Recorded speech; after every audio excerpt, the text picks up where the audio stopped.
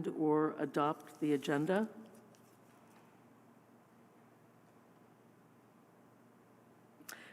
Commissioner Keefe has made a motion to adopt the agenda. Is there a second? Commissioner Comerford. Any discussion of the agenda? All those in favor of adopting the agenda as is, kindly raise your hand. Noes and abstentions, there are none, so it passes unanimously. We are going to start then with approving the minutes from the January 31st meeting of the commission. Is there a motion to, sorry, just one second here.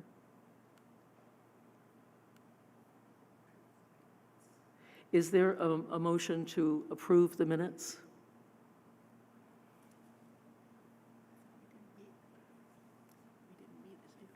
This was for the special meeting in January 31st. Motion to approve. Commissioner Comerford moves to approve the minutes. Is there a second? Commissioner Garrison seconds it. Any discussion? All those in favor, please say aye. Aye. Aye. Abstentions? Commissioner Oski abstains. She was not here.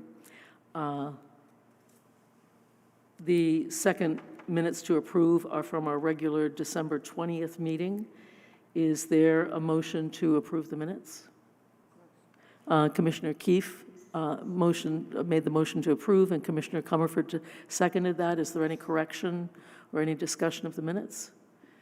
Okay, great. All in favor of accepting the minutes? And one abstention from Commissioner Oski, correct? Great. Great. That closes those items. I would like to just take a moment, actually, which I had meant to do when I started, to introduce our newest commissioner, Jessica Oski. Welcome, and thank you so much for joining us to do this work. We'll have a lot more opportunity to talk and catch you up. Thank you. So the next item on our agenda is 3.01, the public forum. Is there anyone who would like to address the public at this time? Please come right up. Thank you. Commissioner Grant, by the way, is on Zoom. Welcome, Commissioner Grant. Would you introduce yourself? Yes. Thank you for having me. My name is Romeo von Herman. I work for Green Mountain Transit as the Stations and Customer Services Supervisor. And today I'm here as a private citizen and not necessarily an employee of Green Mountain Transit to maintain some level of, clear balance as to why I'm here. I have been in contact with Commissioner Milo about my presence today regarding the safety that GMT employees face at the transit center, but more specifically, my experience of an incident that happened January the 5th, around a little bit after 5, just before 6 p.m. This kind of correlates to what's been happening lately on the buses and at the transit center, as well as all the way in, honestly, in Montpelier. As my personal experience as a private citizen, an incident happened at the transit center, which I did report to the police department. And this incident was what I, at the time, thought was a child trafficking that might be happening at the transit center. And so I did alert to the dispatch and call them. What happened initially was, based on within my capacity as a transit supervisor at the station, one of the customers alerted me that she's being harassed by another male customer over there. And I reached out to the male customer and did find out that at the time he was intoxicated and not necessarily responding to my questions as to what he's doing. Then he was with other individuals along with a minor at the time. And I did try to speak to the minor to see if everything is okay based on the way the minor was acting at the time. The minor failed to respond to me as an individual, and my colleague was with me there, the transit security coordinator, and him and I agreed, that in the presence of a minor with intoxicated individual and that there was a female that reported that she was also being harassed, it might be prudent that we do contact PDP just to kind of check on the minor more than anything else. Because it looks like the male individuals that were there were walking on their own 2 feet, so they didn't necessarily need immediate medical assistance on the spot. In that regard, I did contact the PDP, Burlington Police Department, to convey what I was observing at the time, to let them know, hey, there might be a minor here that looks distressed, unresponsive to my questions, if she's okay. I asked the gentleman that was there, hey, is this your child? And one of the gentlemen claimed that he's the stepfather. And another individual that was within the vicinity said, we're not necessarily sure he's the father or the stepfather. And then I did inquire, where's the mother? And he said, she's somewhere out there. So once we kind of had that conversation and I did speak to the security coordinator, I said, it might be prudent that we just call the PDP and have to check on the kid, like I said earlier. So when I did that and I called them, initially they respond favorably and said, okay, where's the individual? What does it look like? Who he is? And all that stuff, all the information that they require. And I did ask them, they did ask me, what bus is this person supposed to be taking? Because it was getting to about 6 p.m. and we have our next departures from the transit center. And so I did tell them that, hey, this is going to be boarding the Winooski bus, heading towards Winooski, number 9, Riverside Winooski, and he will be departing at 6 p.m. along with the other individual, plus a pit bull that is present as well. So they said, yeah, could you guys hold the bus for us? When I called the dispatch, and I said, we can only hold so much because there are other people on board. We don't hold everybody away. So we agreed on that, and then within, I'd say, a minute, maybe 2 tops, a female individual returned my call back and left me a voicemail, basically giving me the go-ahead that, hey, let them go. They can go ahead wherever they're going.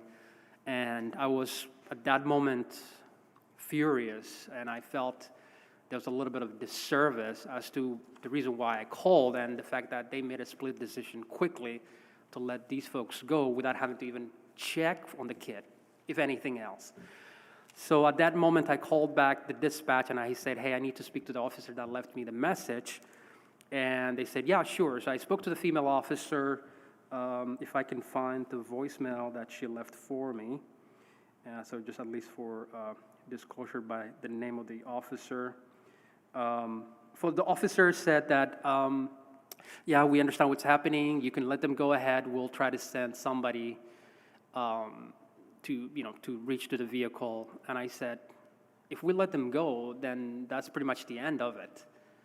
Nobody's there to check on the kid. And she said, yeah, we know it. Just let the vehicle go. And at the time, honestly, so much emotions was going through me because I think from the side of that child, what if it's me at 10-year-old or whatever, and maybe something is going on and so nobody's coming to my aid, and if I was being trafficked and nobody even cared for it, what would that mean to me as a child that comes from a war-torn zone? And so much was rushing through my head at the time that I was like, this cannot be really happening. And I just felt at the time they were taking very lightly the issue. And I called back again, and I said, can I speak to the officer? And the person that picked up the dispatch said, if you have a complaint, you need to leave a voicemail for a complaint. And I said, look, I'm not even in the mood to leave a complaint. I need to speak to somebody who can come and just check on the kid. You guys asked us to hold the vehicle. We held the vehicle. Now you guys are telling us to release the vehicle. And this is just, it's not the way to do it. So, the way I'm doing now is much more mellow. At the time, I was a little bit more upset, and so much emotion is running through my head, and I just felt let down more than anything else, just not for me, but for the child. And looking at all the incidents that are happening with like the attempted kidnapping on the bus, as well as the stabbing in Montpelier, to other issues that literally happened a day ago with 2 more people, it just made me feel like, okay, now they're responding now, maybe because of what happened in the past. So I did reach out to the mayor's office, as well as the the acting chief, to let them share my concerns and how unsatisfied I am with what happened, and I believe that I don't know if he referred to the commission, Miller will get back to me and said, hey, why don't you come in and we'd be happy to ask you some questions about what happened and you can tell us more. So I'm here. That's why I'm here today. Thank you very much for that. I'm going to just turn to commissioners here to see if anyone wants to ask any questions or follow up.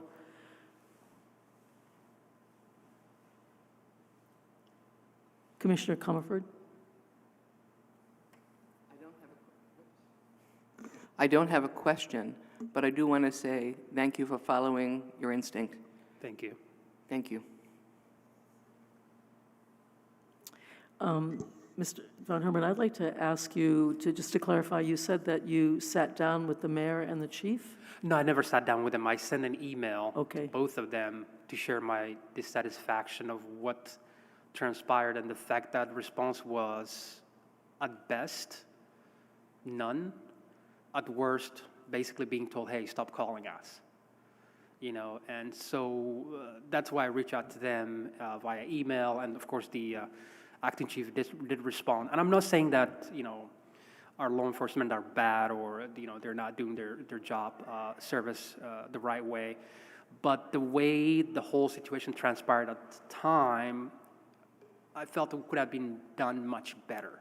Mm-hmm. I felt it could have been at least, they could have said, hey, look, we get that there's a minor involved in this situation, and we will at least have somebody come and take a look at it, or maybe even send somebody from Howard Center or, somebody within the community liaison team member, just to kind of check on the child more than anything else. Because for us at GMT, or even as a private citizen, we put safety and customer comfort ahead of everything else. And when we have a minor in this case, we have to even go much more further than that. And I wanted to convey that message to them. And we're like, hey, yes, we do provide transportation, but we have, customers who are vulnerable in a vulnerable stage, and we want your assistance in this matter, where I think you guys are capable possibly of sending a community liaison officer or somebody else, even if you guys don't want to show up in pursuit or whatever. I just felt at the time there was a lack of there was basically indifference to what I was even telling them, and that just made me much more concerned that, hey, maybe if I call in the future and something is actually happening, they'll probably not even take it seriously, So, that was my biggest concern more than anything else. And now that we have, the commission who are, because I know the community is asking for an oversight board to come and see what the department is doing, what the judiciary in general is doing. Right. I'm genuinely satisfied with what the commission is doing and the fact that you guys are looking after us.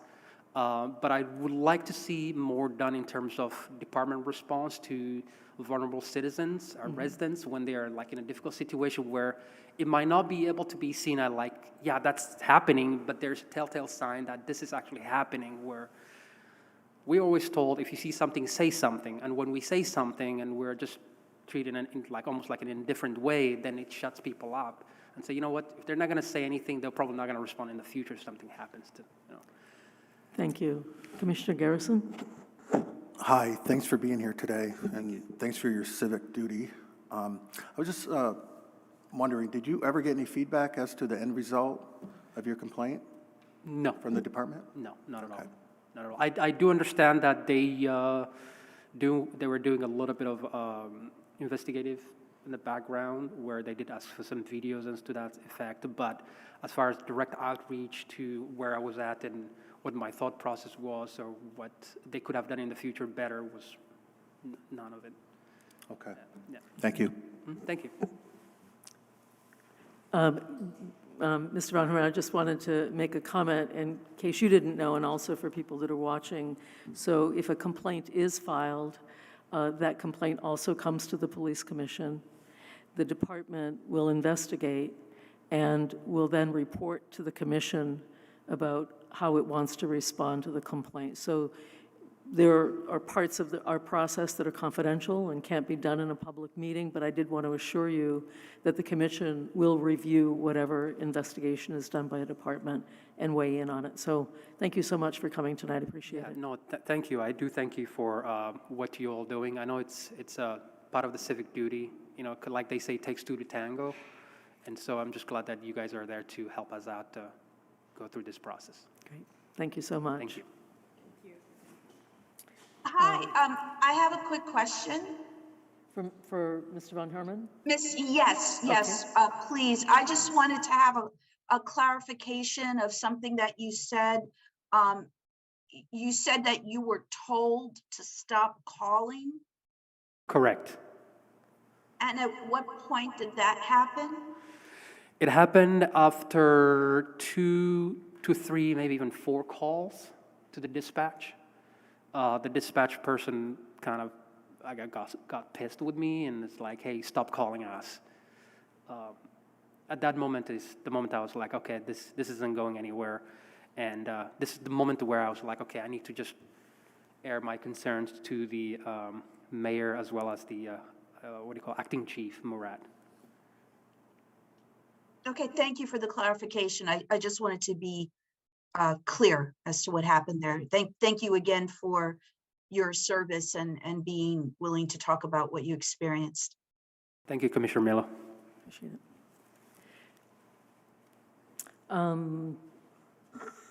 Mohammed, are there any people online that would like to speak during public comment? Yes, we have one speaker online. Their name is Deb. And for anyone online who wants to speak, please raise your hand so I can see you. So Deb, I was able to find you and I enabled your microphone. You can speak now. Okay. Hi, can you hear me? Okay, thank you. I just had one question and one comment I wanted to put out there. I wanted to tune into the meeting today because I'm trying to really educate myself more on this ballot item number 7 and what's going on with the police commission and Mohammed Ibrahim. I didn't know you were the one moderating the call, the people online, but I had seen his post on Front Porch Forum last week, I guess it was, really going at great lengths about all the changes that are in the works for the police commission and giving it more power and all that. And I honestly hadn't heard anything about that. Maybe it was my ignorance. I've been trying to keep informed, but it was extremely helpful. And so my question is, am I ignorant, not having known about that? Or have you not tried to publicize what you're doing? Because I found it very enlightening and important to know. So I have that question as to why you haven't done more publicity around this to let everybody know the positive changes that are in the works and some of which have already happened. And my second is just a comment to follow up with the previous speaker. I presume you made your contact with the police during a work day. I just wanted to let folks know I understand about the shortages. I understand, it's hard to get good people, whatever, but I happened to call on a Sunday afternoon at 4:30, not 911, but just the police line, because I was going up North Avenue and I could see this man with a bicycle and a child trailer on the back, where another bicycle was hoisted in there, and he was pulling. He was clearly stealing a bike, walking up, and it was by I shouldn't say clearly, but that sure is what it looked like.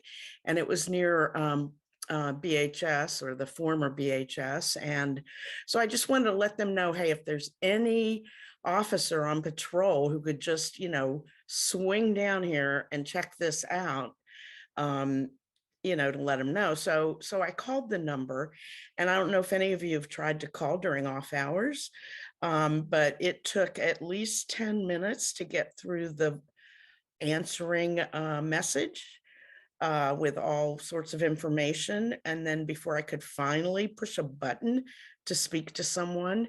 And then again, I got a person who, again, was totally uninterested and asked multiple questions of me that I get it if it had been, you know, what's he look like? What's he wearing? When I said he's right down the block, he's right here, you know.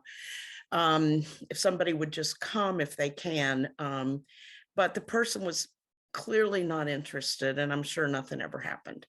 But I guess my comment to that is to reinforce what was just said about the dispatch, and maybe especially on weekends. And also if you might look into that recording that you get when you call the department, presumably off hours, maybe it's like that all the time. That's what I wanted to say. So thank you. Thank you, Deb. We don't typically engage in back and forth during public comment, but I appreciate your question about the information we provided about the work of the commission. We provided that. We do convey what the commission is doing to the city council and the mayor. You make a good point that maybe we should spend more time, although Commissioner Grant is at NPAs talking about this, but we did feel that with the ballot item coming up, there was a lack of clarity about the role of the commission, and hence that information. And thank you for your other comment with regard to dispatch, and we'll come back to that. Commissioner Grant. Thank you, and thank you, Deb, for your question and concern. As Commissioner Seguino just said, I have been attending MPAs, and one of the things that we've talked about overall was, as a commission, has been community outreach for the department, community outreach for the commission. I think this is a great opportunity to let Deb know and to remind everyone else that our meetings are filmed by Town Meeting TV. They have a YouTube channel. And if you don't have the opportunity to watch the meetings live, and the live meetings can be accessed by going to the city's website, clicking on calendar, and then the calendar comes up for the upcoming meetings. And when you click on a meeting that you're interested in, and it's not just city council, it's all the commissions and the city council committees, you're able to see the dates, the time, the physical location, and also have a Zoom link. But if you can't see the meetings live, almost all of them are recorded by Town Meeting TV and can be viewed within 24 hours on their YouTube channel. So just to let you know that, so that you can access it, you can watch the whole meetings or you can watch them a little bit at a time, whatever works with your schedule. And our minutes for prior meetings are also posted on the agendas as well. But thank you for your question. Can I just make one quick follow-up? We're Okay. over time, I apologize, but feel Okay. free to email us, and I'd be happy to share that. Thank you so much. So on to the next agenda item, which is 4.01, the chief's report, which is posted online. The chief is not available for this meeting.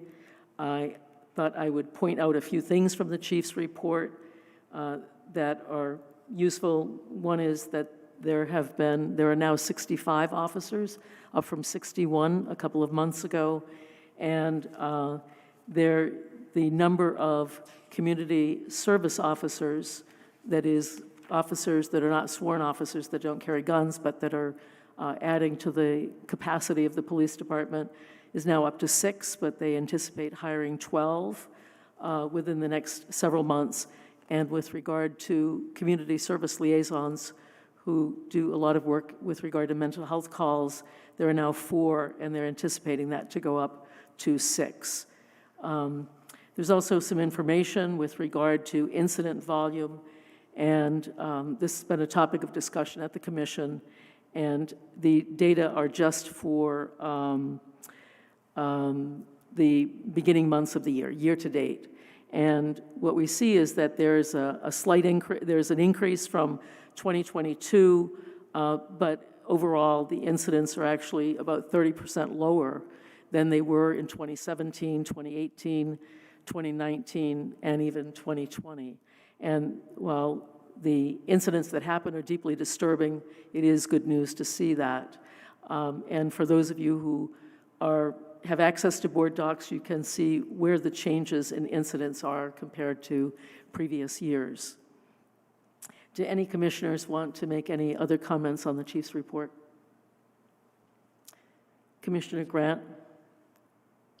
Thank you. I just want to note that while overall incidents are down compared year to date, we still have the issue where certain incidents continue to trend upward. Larcenies, mental health, the overdose number is very high comparatively, and stolen vehicles.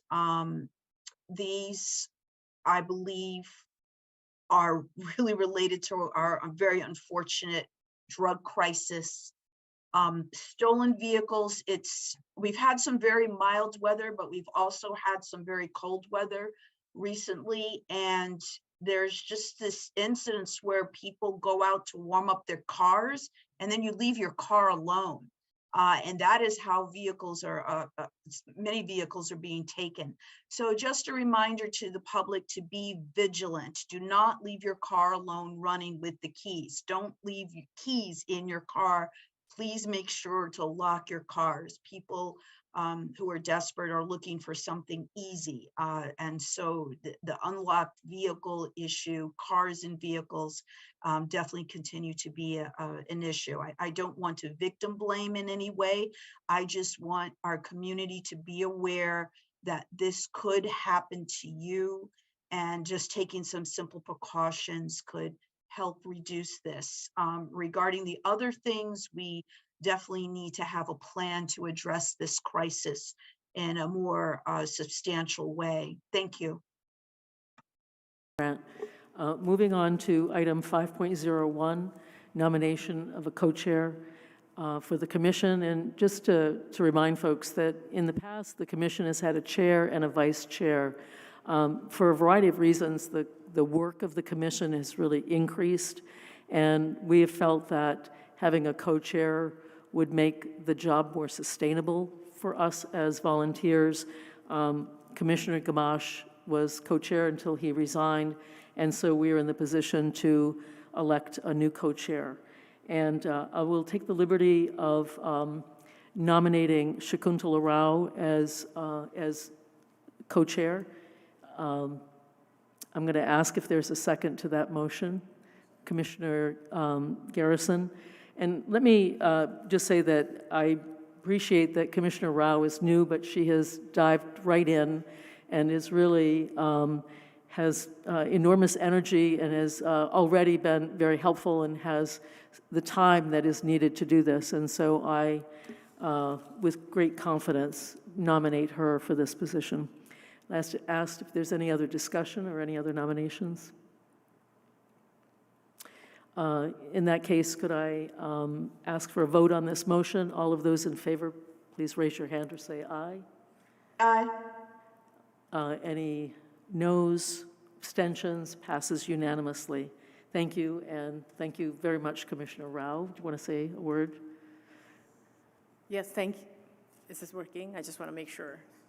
Thank you, everyone. I respect all of you in thinking that I can jump into this, and thank you, Commissioner Seguino.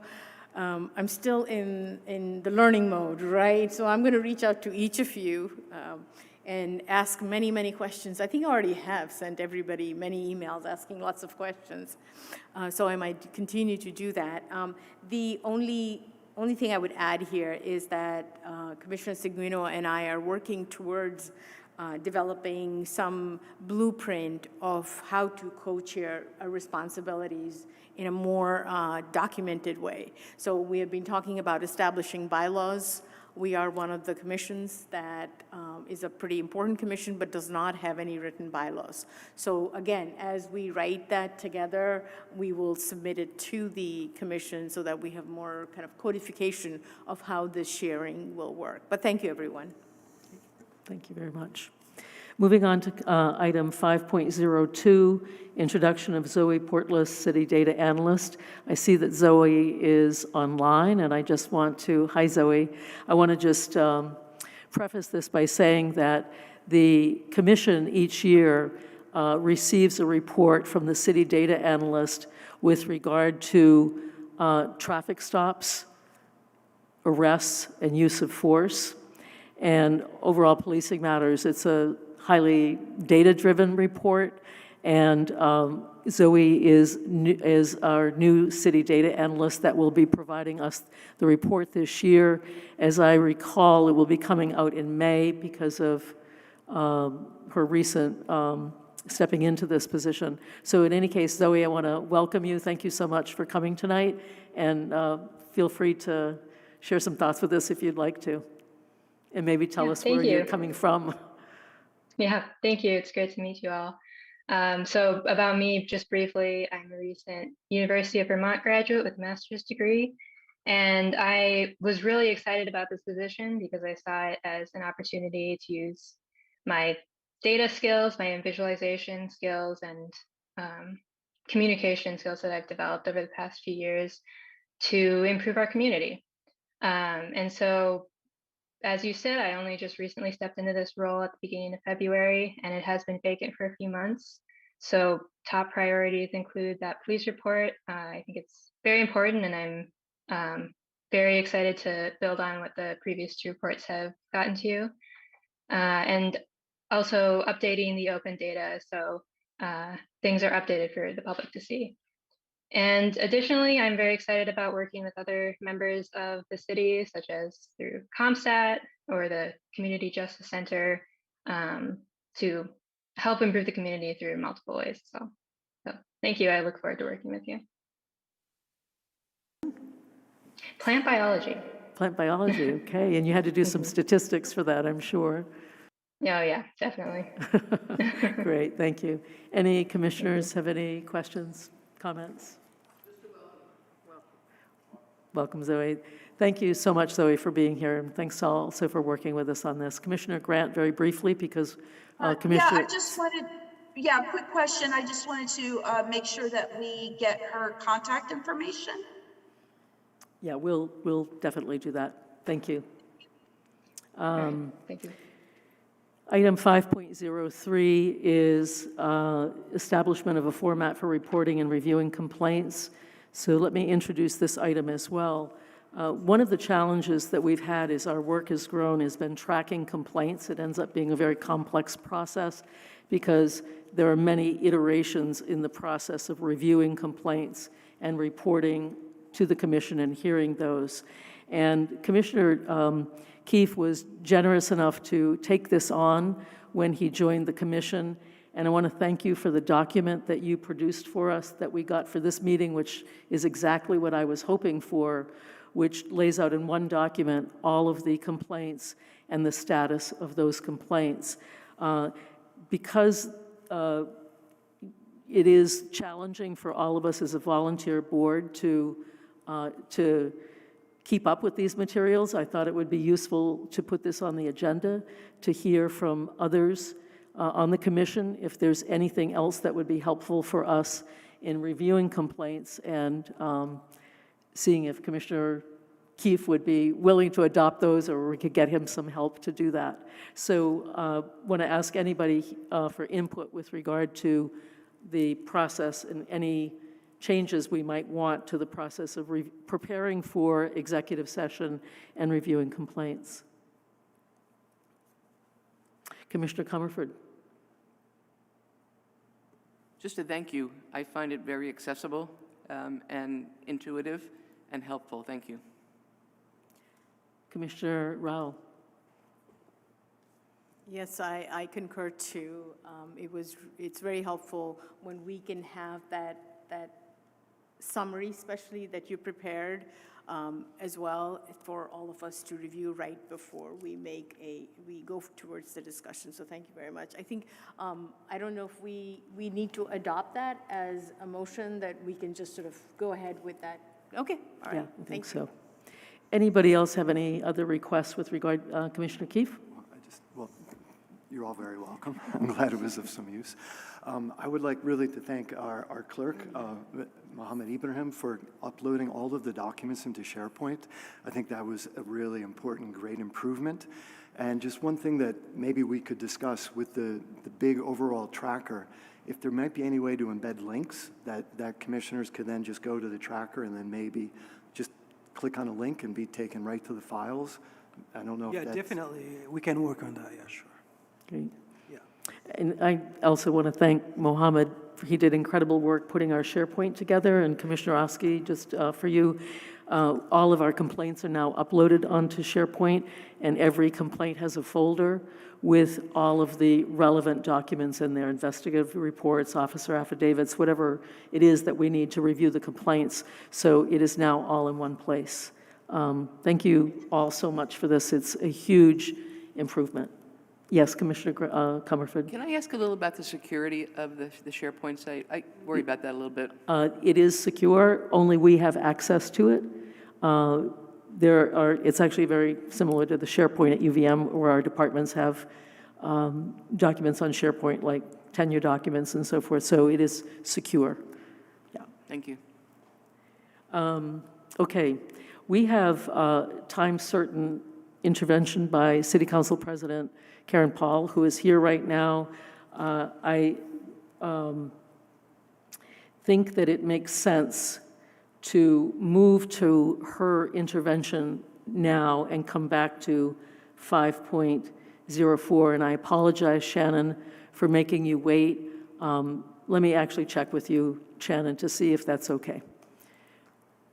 That's absolutely fine. Thank you. Okay, thank you very much. City Council President, we invited City Council President Karen Paul to come here to talk to us about her thoughts and discussions about the way forward with regard to civilian oversight. She shared some thoughts with us in an email to the commission, and I thought it would just be useful for the commission to hear from you directly and to see if anybody had any questions for you. So thank you so much for being here.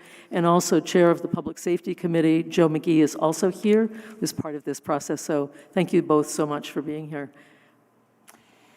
Thanks so much, Chair Seguino. Don't know how it is that you managed to run your meetings so well that you were running ahead of schedule. Councilor McGee, when was the last time that we did that? I'll let you know. He'll let me know. I just wanted to say, first of all, it's a treat to be here. Thank you so much for asking us to come to your meeting. Since I do have the opportunity, first, just wanted to congratulate the newest member of your group, Commissioner Oski, just wanted all of you to know, if you didn't know, that when Jess came before the council, it was by unanimous vote, including the mayor. And I think actually for a good many of you, it was by unanimous vote, which I think to a large degree speaks to the support that the commission has from the council. We appoint you, and we are here to support the work that you do. Speaking of work that you do, in the past 2 or 3 years, and I should preface this by saying that once upon a time, a long time ago, I was on the police commission. And the police commission that I served on and the one that you serve on are two very different places. Going from in the last 2 or 3 years to a board, to a commission that was advisory and to a large degree very routine, to the commission that you have really created today. When I say tireless work, I don't think I've spoken with any of you who have ever said to me, oh, the work that we do, that was exactly what I thought it would be. It's a lot more than I think you all signed up for, and you have taken that responsibility, taken it seriously. You deal with a lot of reviewing complaints. You deal with a lot of confidential material. I have never once had any reason to doubt that you take that with the utmost seriousness and high level of responsibility. And thank you. Thank you for all that you do. It's an enormous amount of work. I don't think anyone has, most citizens would have really no way of knowing the amount of work that you put in. And as part of our commitment to supporting your work, I think it's in the last year, have had independent legal counsel, which we have advocated and supported. And I think there are other resources that you need, and we need to hear more from you so that we can do more to support those efforts. I'm just here, and I'll let Councilor McGee speak as well, to just answer any questions that you might have about any of the actions that the council has taken on civilian oversight. I'll come back to me, but certainly I'm glad. I didn't know until a short time ago that Councilor McGee would be at the meeting, and want to give him the opportunity as Chair of Public Safety. We are actually the Public Safety Committee as well, but to give him the opportunity to speak as well. So just a moment. Thank you, President Paul. I didn't really come with anything to say other than echoing the thanks that President Paul just shared. It's been great to work with you all as Chair of the Public Safety Committee, advancing so many of the changes in the CNA report, and also supporting efforts to get the Commission more resources so you all can be as effective as possible in this work. And certainly look forward to having this conversation about where we go from here in terms of the role of the Commission, and looking ahead to town meeting day and beyond in terms of how the Commission might interface with any new civilian oversight body that might be stood up. So thank you. Commissioner, President Paul, could I just pose a question then that I think might be what is on folks' mind? So, of course, the ballot item will be voted on, number 7 will be voted on town meeting day. Even if it passes, it still will be some time before that would take effect. And so my question is related to the resolution that was passed in 2021 and how you envision us moving forward. As you know, in some ways, the Commission is in a bit of a limbo because certain authorities were given us, but that hasn't been turned into an ordinance. And as I recall, you said that there would be a process coming that you were advocating for with regard to input from the Commission, building on the resolution and some other input. Maybe you could just describe that to us again and answer questions if the Commission has further questions. Sure, I'm happy to. So yes, in fact, we are in an odd situation now, and that to some degree was part of the odd situation that we found ourselves in even in 2021. For those who were on the Commission at the time, and even for those who weren't, a great deal of effort went into the October 2021 resolution that was sponsored by the Public Safety Committee. It was myself, Councilors Hightower, and then Councilor Stromberg. And we spent a lot of time on that resolution. It passed, I think it was 10-2.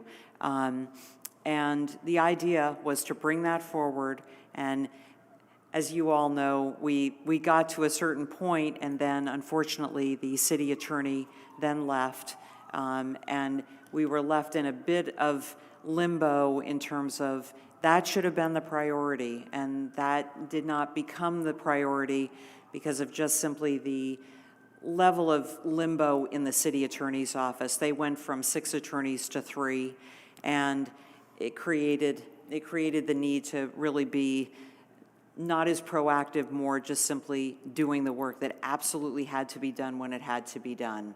That being said, it is if nothing else, the charter change that we're going to vote on has conveyed, I think, to this community, and I think there is a strong voice in the sense that this must be acted with urgency. We can no longer just keep on talking about it or studying it. If the charter change passes, it will go to the legislature. Certainly it will take some time until it is acted upon. If it is acted upon, the potential for it to go through committees, go through the legislature, go through the governor, even come back from the governor. It's a long process, and in the meantime, we need to try to figure out what are we going to do in the meantime. It would be my hope, and I'm only one, I should say, and certainly most of you know, the city council does not speak with one voice, and I am just one of, right now, 11 and soon to be 12 city councilors. But it certainly would be my priority to move forward on the ordinance by that being the priority to come out of the city attorney's office, to take the response that you had given back in 2021, or actually it was actually April or May of 2022, and start working on finding the path forward. You gave a very detailed response, and that response deserves a response, and that would be my top priority regarding the ordinance. Whatever we can do by ordinance, I believe that we should. I don't know. Do you have anything more? Sure.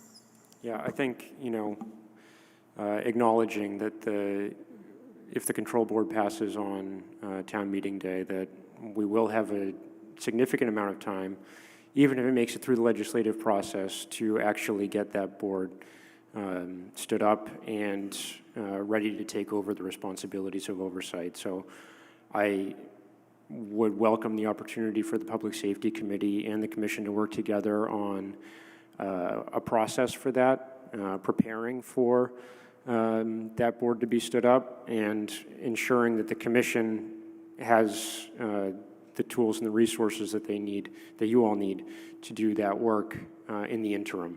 I think, if the control board passes, we're certainly going to have several conversations about what the role of the Commission will be and what the role of the board will be going forward. So, it's definitely going to be a long road ahead, but I think, we are prepared for whichever outcome we see on town meeting day. Great, thank you. Commissioners, does anybody have any question or comments for President Paul or Councillor McGee? Commissioner Comerford. I wanted to say before that we have to give kudos to our fearless leader, Commissioner Seguino, who has been an exceptional leader in this process, and I think all of us feel jointly, grateful for her leadership and the time that she expends in the process. So I'd like to be thanked, but I also want to give due where due is due.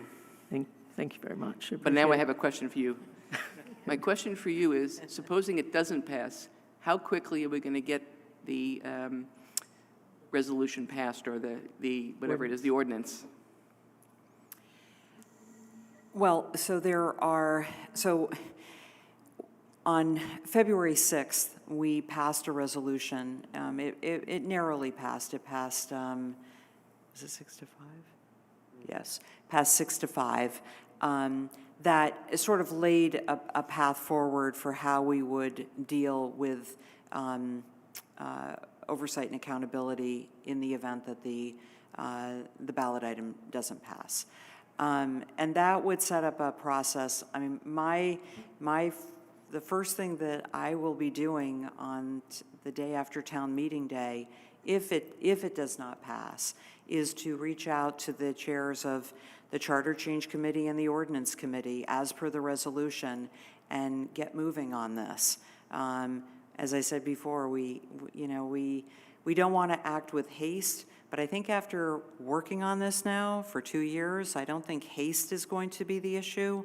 I think conveying tremendous urgency after a long period of time is really incumbent upon us to act and act now. And the resolution does lay out a very ambitious timeline, but if we really prioritize it, we can get this done by June. So that is the goal. After the 31st of March, we will reorganize as a council, and whomever not only that we will have new counselors, but also whomever that council president may be, I will certainly be doing everything I can to make sure that this becomes literally our top priority. So that's where I stand with it. Thank you, because I think it's very important for smooth sailing going forward that we have true clarity. Thank you. I Both. agree. I agree. Any other commissioners have a comment? If I might make one, President Paul, even if the ballot item passes, that long delay suggests to me that actually the City Council should begin working on revising the ordinance immediately in any case because of the uncertainty of its future in the legislature and so forth. Yes, I would agree. And, and I do hope, and of course we're getting a little bit ahead of ourselves, but I do hope that, if the ballot item passes, that there will be an attempt in the legislature to really give us some direction. We're at the start of a biennium. That means that this could go on for some time. And in the meantime, if it's destined not to come through the legislature in either at all or in the form that we have it, wouldn't it be wonderful to know that sooner rather than later so that we can get moving? I agree with you. But either way, the ordinance is the ordinance. That is something within our power to change, and that will be the priority after town meeting day. Anybody else? Thank you so much for coming. This was actually a very helpful conversation. I really appreciate you taking the time. Well, it is not often that the two of us get to sit on this side of the table. And actually, the view is really nice. Thank you again for all that you do. And I agree with you, Commissioner Comerford. Commissioner Seguino is a tireless advocate for this work, incredibly organized. I always know that when I hear from her, if she's left me a question, if I don't answer it, she will be back looking for the answer, and rightly so. But thank you all for the work that you've done and continue to do. Thank you. Thank you so much. Thank you, too. Thank you. Both of you. Thank you. Okay, moving on to item 5.04. Shannon Trammell is here from Burlington Police Department. Before we embark on this, I think we have enough time. We do have time-certain speakers from the Center for Policing Equity at 7:15, but I'm hopeful that we will be able to wrap this up so that Shannon can get on with her evening. So I'm going to just say a few words as introduction here. The CNA report, the consultant's report that was a functional analysis of Burlington Police Department, made over 150 recommendations for changes, many of them changes to policy. And so one of the policies is DD 43, which is reporting of corruption and other misconduct, and its guidance for officers in terms of how they would report corruption or misconduct. The process has been that the policy revision in response to the CNA recommendations started with the Burlington Police Department, and Shannon has been shepherding this through. My understanding, Shannon, is that these changes were reviewed by the Burlington Police Officers Association. Correct. And now it comes to the commission. And so the commission has the obligation and authority to review policy changes and approve them or not approve them. And so the items, for those who are watching online, we have the edits with track changes, DD03, and we also have the CNA recommendations themselves. So what I'd like to do is just turn to Shannon for any comments or thoughts, and then I'll turn to the commission for questions. Shannon, thanks so much for taking your time to be here, by the way. Thank you. I mean, that was a perfect summary. don't want to take so much time again, and just say that what we really did focus on were the recommendations of the CNA report. There are a few minor changes throughout DD 43 regarding formatting, trying to get that more consistent with the newer formatting of directives for the future. And really, that was just collaborative work and taking the CNA recommendations, inserting those, and kind of giving approval from the command staff at the department, and then passed on. These changes didn't require any input from the city attorney's office, so that's one thing that didn't need to happen with this directive. But then also the BPOA did review and approve the suggested edits for this directive. And so this directive really just focused on changing the requirement of reporting to make it clear that they don't need to have proof, substantial proof, and then go through and investigate, if somebody sees corruption or thinks that corruption is taking place, that reasonable suspicion is fine to go ahead and report that, and making it clear that there are several methods to which someone can choose, and those choices is their preference. So, officers and civilians in the department can make that choice as to who they'd like to report that to. So just making that a little bit clearer. And I believe those were the changes that, the two major changes that were requested of CNA. Thank you very much. I'm going to open this up to commissioners for any comments or questions.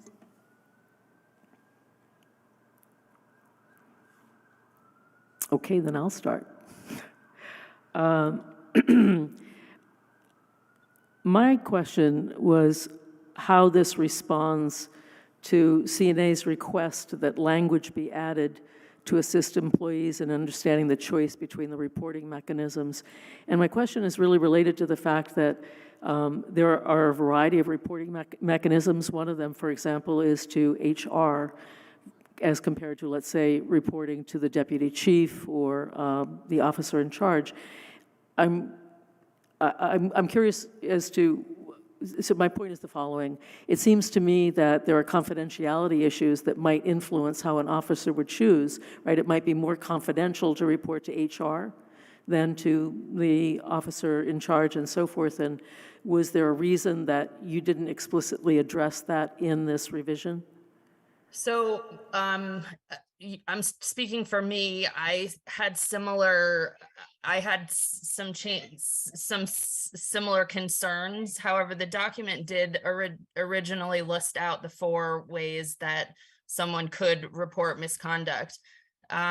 There's another directive, and I think it speaks in DD-01, which we're working on revising as well, that talks about when someone, in fact, if someone is going to report something to a deputy chief or even someone else in the department, that is a confidential matter to begin with in and of itself. So laying it out again, I don't know that it seemed clear to the command staff, at least, that was all of those matters were confidential to begin with. And that the choice really is of the officer or the civilian staff or professional staff in the department to make their based on their comfort level, who they felt like they could report that to. I'm going to, if I might follow up, I can imagine that might be useful for an officer that had been with the department for a while, but if you have a brand new officer who actually doesn't know what the implications are of the various reporting mechanisms, it seems to me that it's not a big ask to clarify this information in this document, even if it is in another directive, to clarify it here. So I'm going to just leave you with that comment. You don't have to respond right away, and I think other commissioners might have some comments here. Did you, Commissioner Rao or Commissioner Keefe? Just a quick question. I just noticed with the reporting to the Deputy Chief of Admin, it does say a detailed written report. It seems like it's a more, a stricter sort of reporting guideline. Is there any kind of difference in the types of complaints that would be sent to the Deputy Chief? And might that be clarified? Just because it does say, you know, a detailed written report where the other mechanisms don't quite specify that. Sure. I'm going to take note of both of those because I don't know why one says a written report. So I definitely can look into that and clarify that, make it clearer as well.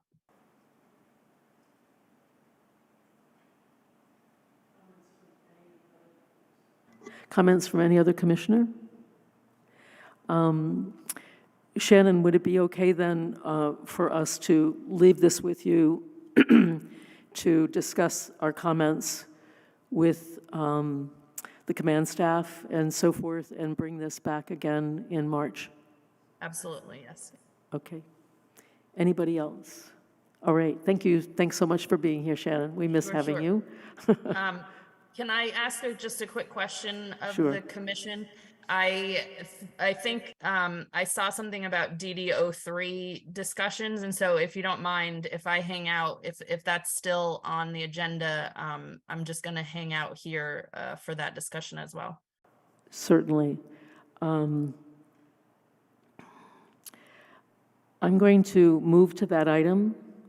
I am not seeing it as clearly as I hope to on the agenda, but I will just move into it. We have a few minutes before our speaker.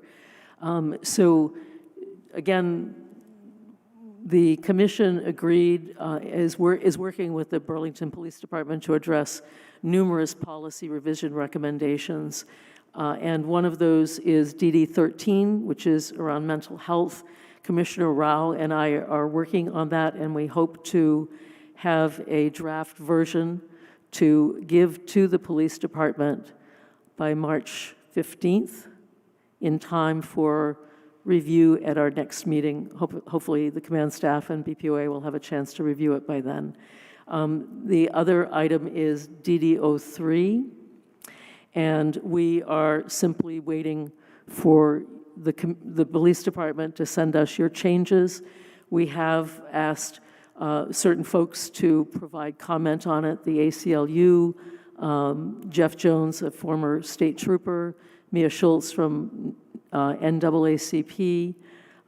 So we'll be prepared with them to provide comment once you submit the revised version of that to us. Okay, excellent. If I might, I did have a conversation with Commissioner Rao and Counselor McGee from Public Safety. In my, and just so that it's clear here for the commission as well, my attempt to, or my start to revise this directive, which is the Fair and Impartial Policing Directive, I became aware that the department did have this policy in effect for quite some time. And during the committee to review policing policies, this directive was rewritten by Migrant Justice and AALV. And so I brought to Commissioner Rao and Counselor McGee my thought that I first wanted to make sure that I wasn't rewriting their directive in a way that wasn't acceptable with them or that they didn't approve of. So I felt like I was a little bit torn with that. And also looked to them to provide some people within the organizations, those organizations in the community that I could chat with about actually providing us the examples. So the request is to add examples for officers and staff in the department to be alerted to as to what may be what they can look for that may be bias that they could then report or do something about. I didn't feel like it was the department's place to come up with those examples. I think that that input should be given by other individuals. And so that is kind of where that directive has, I don't want to say stopped, but where we're at in the rewrite of that directive at this time. So you're waiting for input on those examples. Is that correct? Correct. We Okay. did just meet towards the end of last week, I believe it was. And so Counselor McGee was going to get me some contacts, and Commissioner Rao and I were going to look into, and I apologize, Commissioner, I believe it was Bend, Oregon. Was that correct? At some of the ways and possible examples. So I didn't think like scouring the internet for some examples was a good use of what the community would want out of us. And then again, I didn't think that it was right for us to come up with these examples, that I really think that others should have, give us these examples pretty much. And that's where we're at this point. Great. That sounds perfect. I appreciate that. And thanks for giving us the background on that. Great. Thank you. Thank you so much. And one last item with regard to policy revision. So one of the other policy revisions that's going to happen is around the complaint policy. Commissioner Keefe is going to be working with DC Labarge in terms of hopefully streamlining the complaint process. It's very complex in terms of when we get the complaint, when the department does an investigation, when we respond, and we'd like to make it a bit more streamlined. There are some other pieces that we anticipate working towards revision, and it may be that this will be with regard to the City Council resolution and ordinance. But I'll just share one piece of this. The City Attorney, Assistant City Attorney, Haley McClenahan, and I spoke this evening, and she pointed out to me that some aspects of the complaint policy actually contradict public open meeting law and public records law, and it is a policy as compared to statute and so forth. And so we will have to iron out some of those contradictions that exist there. And the commission, just again for the public, we've had this discussion before, but the commission is interested in following the Boulder, Colorado model, in which complaints are made public, redacted for private information, but nevertheless so that there is greater transparency, that the public understands what kinds of complaints are being received and how those are being decided on in terms of the response to the complaint. So that is, just to sort of alert members of the public, that's work that's ongoing, and it's going to take us several months to complete that. And the pieces that relate to the CNN recommendations will be completed sooner, but that's work to be done. Okay, I'd like to move to the next item on the agenda. And I am really quite astonished that we're still ahead of time on our schedule, which I'm very happy about.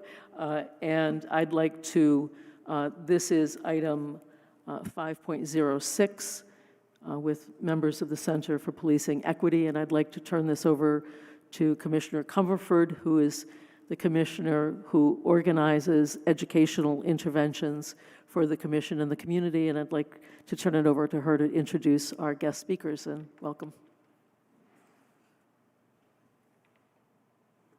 Well, first, I'd like to welcome both of you.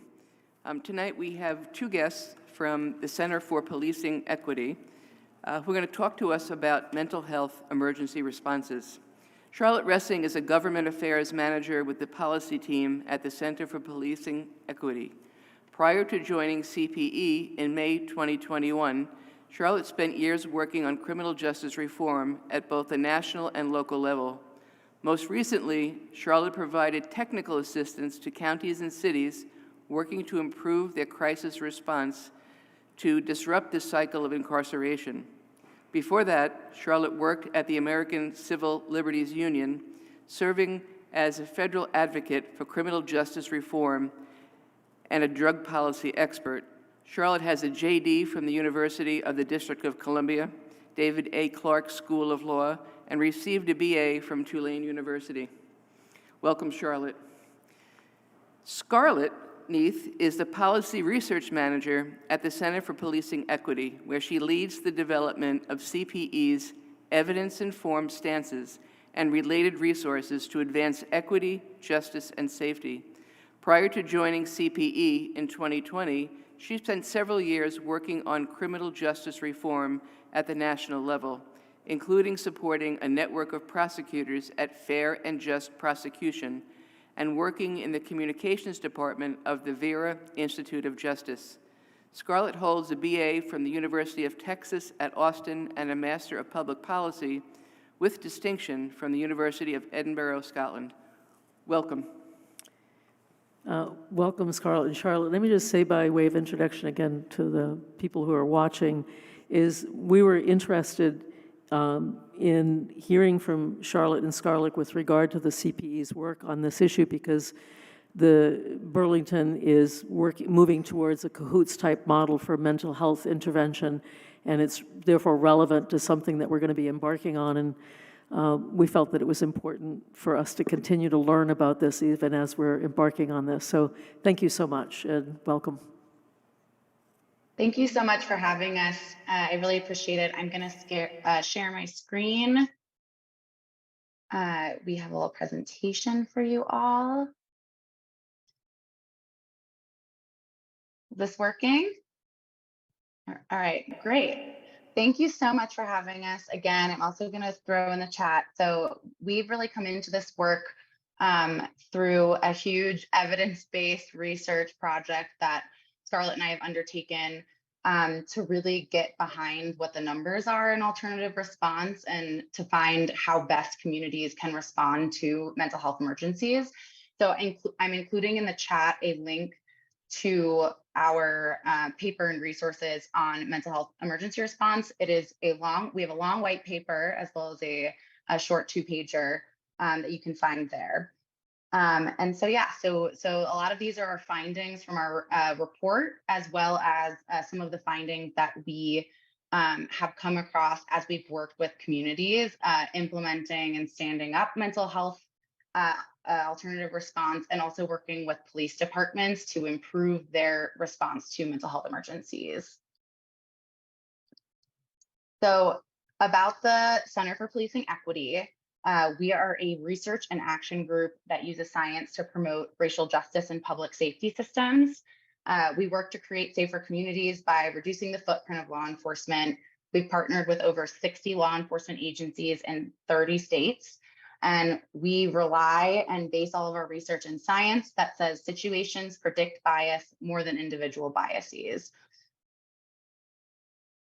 So this is a real breakdown of the research and our recommendations in the paper. We won't be getting super in depth into all of them, but the main sort of crux of them are here.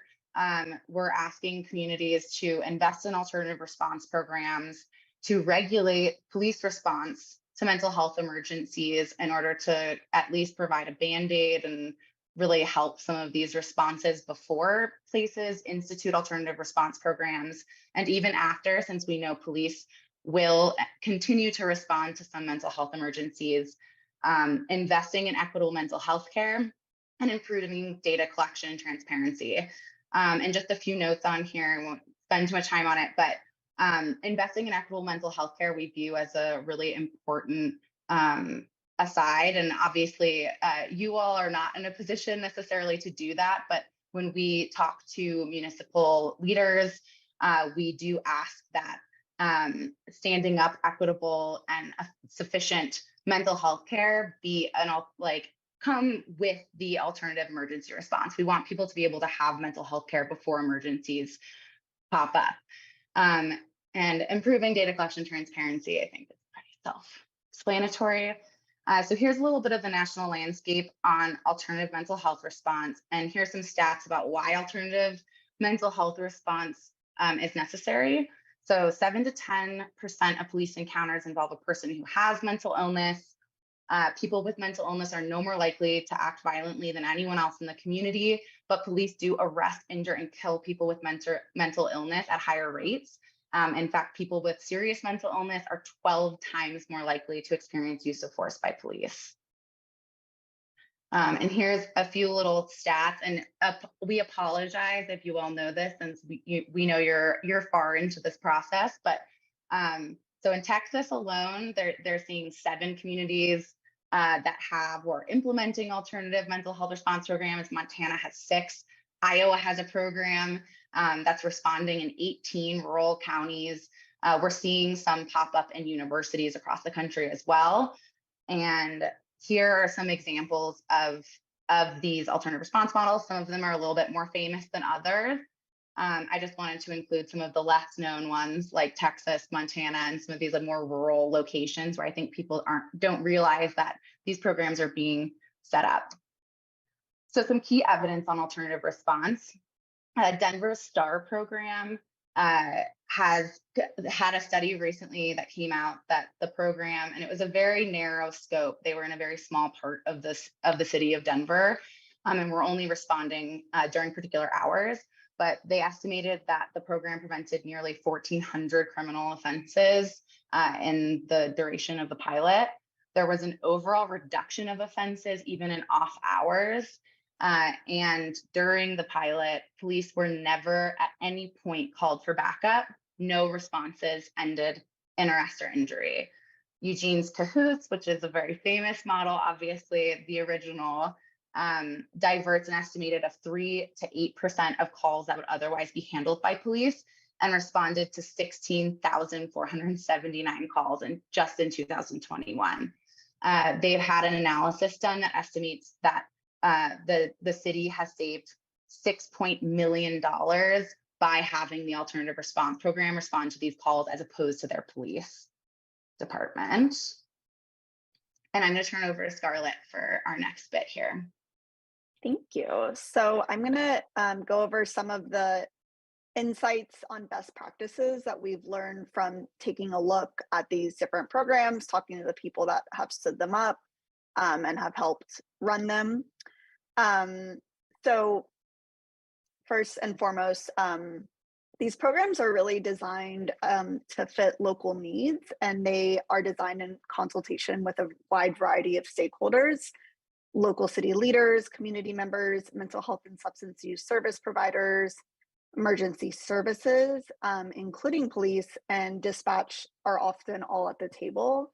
But stakeholders should definitely consult people who would be served by this programming and those with lived experience of police contact to make sure that they're meeting their unique needs. And to maximize effectiveness, the team should be available 24/7, recognizing that that is often difficult to achieve citywide at first. A lot of these programs serve certain neighborhoods to begin. And they should be available to be called by a direct number to the program, as well as through 911, through non-emergency lines like 311, and through 988, which was launched last year nationwide as a universal 24/7 hotline for mental health emergency response that really aims to separate mental health related calls from normal 911 calls. And dispatch is really key to the success of alternative response systems, because that is what is able to take a call and say that, police shouldn't necessarily be involved in this situation. The alternative crisis response system should be. But we found that adequately funding, staffing, and training dispatch workers is are huge issues throughout the country. They're facing low rates of pay, inadequate training to do all the new things that folks are asking them to do. So what we found is to maximize dispatch to support these new programs, we need to fund salaries of dispatch workers to prevent people from leaving, and then also fund training for them to be able to meet the needs of this new system. So for example, dispatch can be improved by workers being trained to ask open-ended questions that allow and encourage callers to describe the behavior being exhibited rather than a specific diagnosis that they might not even be aware of, to better identify a potential mental health emergency situation. We also recommend providing dispatchers with clear dispatch and diversion criteria to prevent bias from influencing decisions about which kind of response is needed. So for example, Virginia has developed a 4-tier framework to help dispatch staff assess the risk level of a call and deploy the appropriate response in a really objective and consistent manner. We also recommend that callers to emergency lines are told that emergency mental health services are available. So for example, when you call 911 in the city of Austin, you're met with a response that says, do you need fire, police, or mental health services? And finally, this is a big one. We recommend that mental health clinicians are embedded with 911 dispatchers, which can significantly improve the efficiency of dispatch operations by helping to triage what situations are appropriate for which response. And then they can also help resolve some mental health related calls over the phone, and you don't even need to dispatch someone to the scene. Next slide. And the second bucket of recommendations around standing up these programs is related to funding.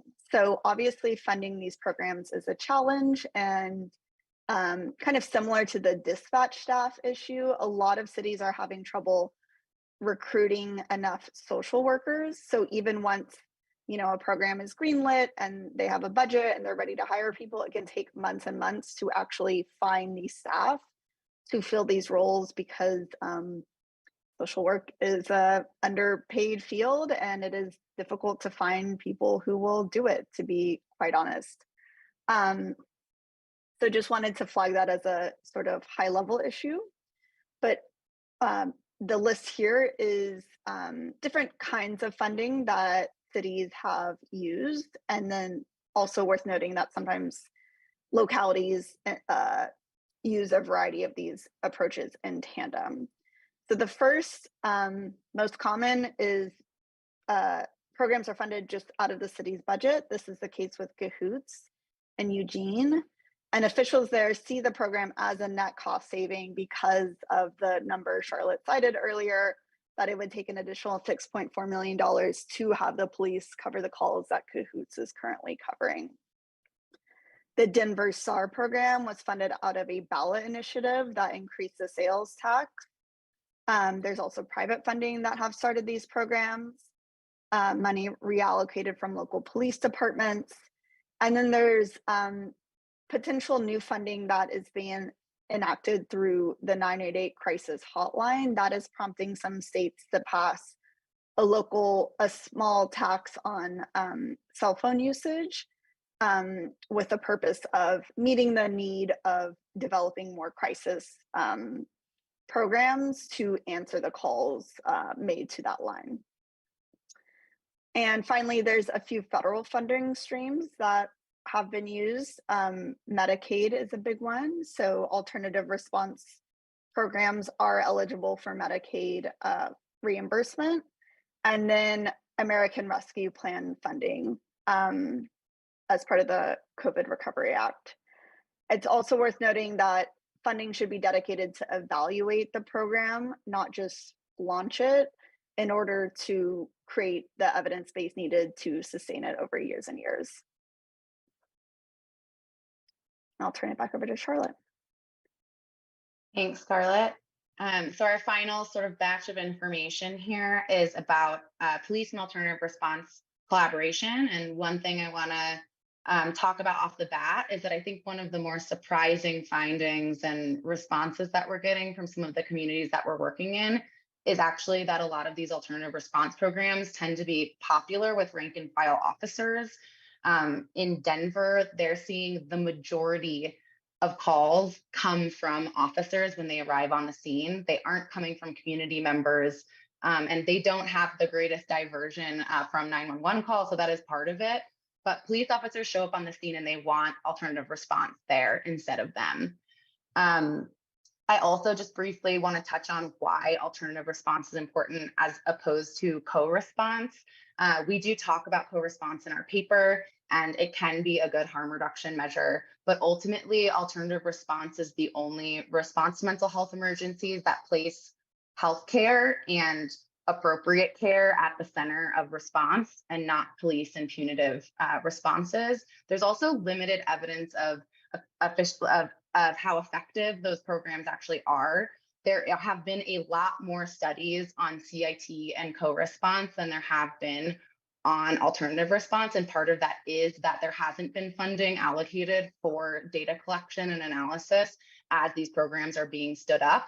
But with CIT and some co-response models, there have been some private actors that make money off of training and other things that do a lot of research and put a lot of it out, so therefore have a lot of research on it. When we did our research, we found at the end that we still think that alternative response is the best way to go about this. So these are a few of our other recommendations that are really relating to how police and alternative response would collaborate in the field. Dispatch, as we've kind of already gone over, is extremely important. And a lot of jurisdictions that are finding big success dispatch calls from 911 from the get-go. And then another huge recommendation is that officers should be required to call for assistance from specialty mental health teams under in specific circumstances, as opposed to it being optional. If there is no risk of harm and there is a case that an officer thinks is a mental health call, they should be required to call in this other team. But in addition to that, officers obviously should still be trained on de-escalation and calming tactics. We also have some recommendations in our paper around pre-arrest diversion, where there can be mandatory requirements or mandatory inclusion in pre-arrest diversion as opposed to exclusion, to include more people and exclude some of the bias that we see in a lot of other diversion programs. And officers need to be provided with alternative service resources. So they should have the resources to be able to, in the field, give people guidance on where they should go for certain issues. And our final recommendation with police and alternative response collaboration is that we suggest prohibiting the use of ketamine and other chemical restraints by first responders, except for in the case of a medical emergency in which it is necessary. But that decision should be made by medical professionals and not police. And thank you so much for having us again. We are very much open to any questions you may have now, or if any pop up in the future, please feel free to reach out to Scarlett or I. Oops. Thank you so much. That was great. And just for members of the public, the copy of this report and the executive summary are posted on board docs. I wonder if I might invite Councillor McGee to the table, because you may have questions yourself, and I have some questions for you in this open discussion. Can I invite members of the commission to comment or ask questions of our guest speakers? Commissioner Comerford. Thank you for the presentation. I'm wondering, what year was your study done? So we actually haven't done our own study. This was more of a review of the existing studies and science in the field. It is actually something that we're very much hoping, and I think our science team is working on right now, but we have not done a landscape review of the numbers or done any particular research in this space specifically as of now. A lot of our research is more centered on equity in certain types of use of force and stops and things like that for departments. Change. And I'm thinking about the massive numbers of people who have been displaced and clearly have emotional distress. And I'm wondering if there's anything that you've seen so far that talks about that vis-a-vis mental health in the police department. I have not seen anything that directly links that, although I would love for someone to do that research. And I certainly, in my long list of things that I would like our science team to research, I'm happy to add that one. I will say that there's definitely, and in our paper, we do talk about how environmental factors can impact mental health and how that should be a consideration when you're thinking about investing in equitable mental health care. and standing up these systems, and how people are under different types of stress depending on their environments. Do we have a copy of your paper? It's We do have posted a on copy. Board It's on here? Docs. Okay, we have it, then, okay. Thank you. It was really interesting. Thanks. Commissioner Rao? Thank you so much for your presentation. That was very informative, actually, and I took notes. One of the things that kind of interested me about your discussion today was, and this is more of a question than a statement, which is the role of the dispatch and how important it is. It's sort of one of the things that I notice in our complaints, some of the complaints that we receive, and myself as well, who has called the police department, it's very important to have somebody on the other side as the first contact, right, with the citizen. So I wonder if you can share with us a list of kind of, to-do list for the dispatch, something that people can quickly, the BPD, Burlington Police Department, quickly grab onto as a starting point. I know what you are suggesting is a multi-process, multi-level kind of a paradigm shift. But just from a very quick perspective, is there something that you can share with the police department right now? Say, hey, let's start with these to-do lists on how to identify mental health crises as opposed to more critical criminal activities. Thank you. Yes, so we definitely have a more extensive discussion of the specifics of specific recommendations for dispatch. And I will say, I think a lot is being talked about in terms of dispatch right now and how important it is and like what a crux it is in response broadly. So we do have lists of recommendations in the report.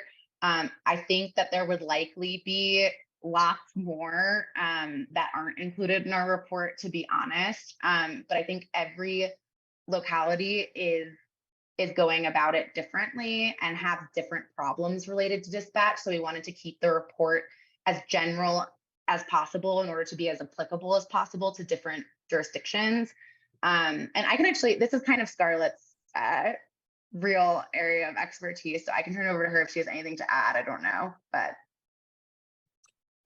No, I think Charlotte said everything. I mean, it's really, unfortunately, very jurisdiction specific once you get into the more nuances of day-to-day operations of dispatch, and there's people other than us who are like totally dedicated to that question. So we can maybe after this point you in the direction of some resources of folks who are doing this work in a little bit more detail, if that would be helpful. Thank you. Yes, and thank you. Commissioner Oski? Thank you. Have you worked with any other communities in Vermont? I do not believe so. Scarlett? No. I don't think so either. Councilor McGee, did you want to ask any questions or follow up at all? I don't have any questions. Thank you all for the presentation. I look forward to reading the longer report. And I'm happy to answer any questions that the commission has about kind of where we're at in the process. I could also speak to some of the dispatch questions that we have right now, because we're definitely in an interesting space with that. So, great. Hopefully, Charlotte and Scarlett, you'll stay with us a moment, but I'm going to bring in Councilor McGee, who is more knowledgeable about where we are in this process. The city did allocate, I think, $400,000 to begin this alternative mental health interventions, and additional funding was provided by the state, as I understand it. I want to just highlight that, as Commissioner Rao said, a number of the complaints we get are about dispatch. And this really suggests to me, this is a really good early warning for us that this really needs to be really well developed. The other piece that really stands out to me is what is required of officers in terms of being required to call mental health and also to be knowledgeable about the resources that are available. And I wonder if Councilor McGee, if you can enlighten us, my understanding is that the police department is not going to manage this, that the structure is going to be a bit different. And I wonder if you could enlighten us about what that is going to look like. Sure, I can speak to it as best I can. I think we, as you said, Commissioner Seguino, we had $400,000 allocated to stand up this model. That was funding based off of the percentage of the Eugene police budget that Cahoots accounts for, which is around 2% of their police budget, but their police budget is much larger than ours.